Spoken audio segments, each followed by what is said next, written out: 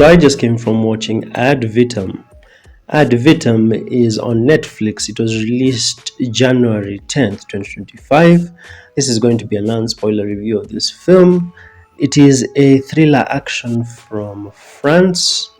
So I personally watched it in English dub, but it's a French film.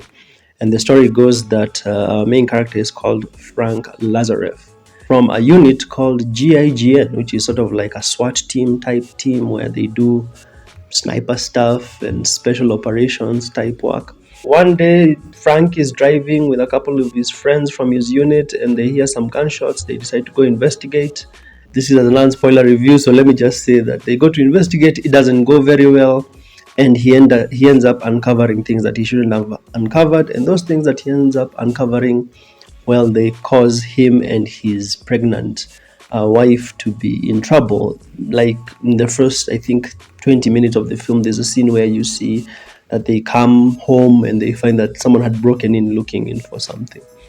Now, let's start with the negatives of this film before I give the positives. Number one, this film, there's a good chunk of it, about 30 minutes of it, that happens in a flashback. This was a bad decision, in my opinion, to go back in time and explain why Frank is now in trouble and he's being hunted down. Bad. That was a bad decision. I wish the story had just been told in a chronological forward order instead of showing us like the present and then going back in time like 10 years later to show us everything. I get that they did this because they wanted to flesh out Frank, how he met his wife, his friendships. I get it, that's fine. But by taking it into the past, they basically removed the stakes. And if someone gets into danger in a flashback, it doesn't really matter because they'll be fine because it's a flashback. So this just removed all the tension and also removed my personal investment in the film.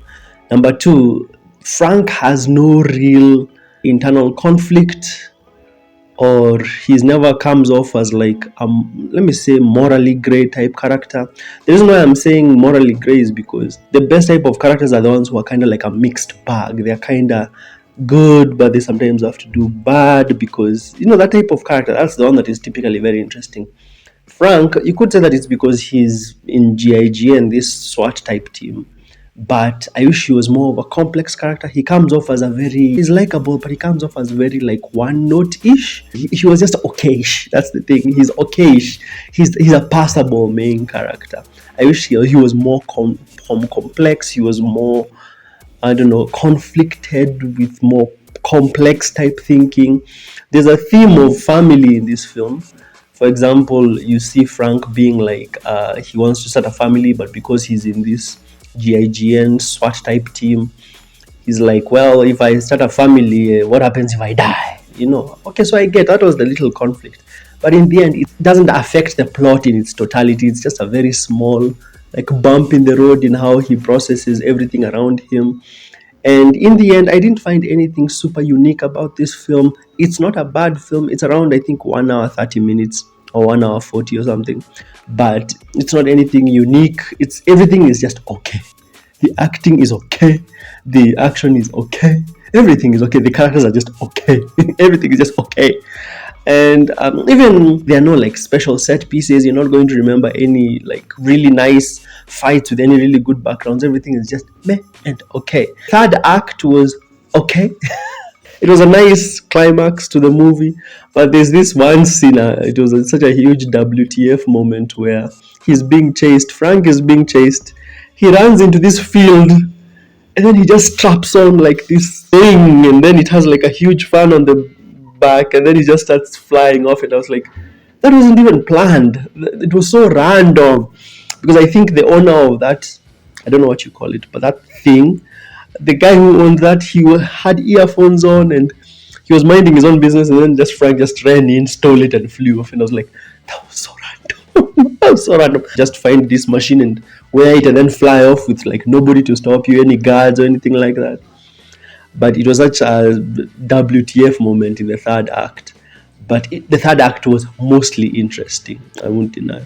The third act was one of the scenes in the film that actually had some real tension, and you felt like, the characters are in danger. But in the end, everything just came off as generic and okay.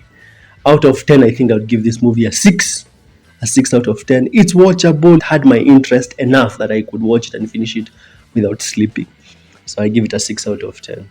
If you're watching from France, make sure to smash like and subscribe to me what you thought of this film. If you watched this film, I'd really like to know your thoughts. Yeah, those were just my thoughts when I was watching the whole thing. On this screen, I'll leave other reviews I've done for Netflix films, especially for last year. Netflix has had some nice action thrillers. A good example is Rebel Ridge, which I really liked from last year, and another one called Carry On, which I liked from last year. Those ones are a bit better than this one, so I'll leave those reviews here, and then I'll see you in the next one.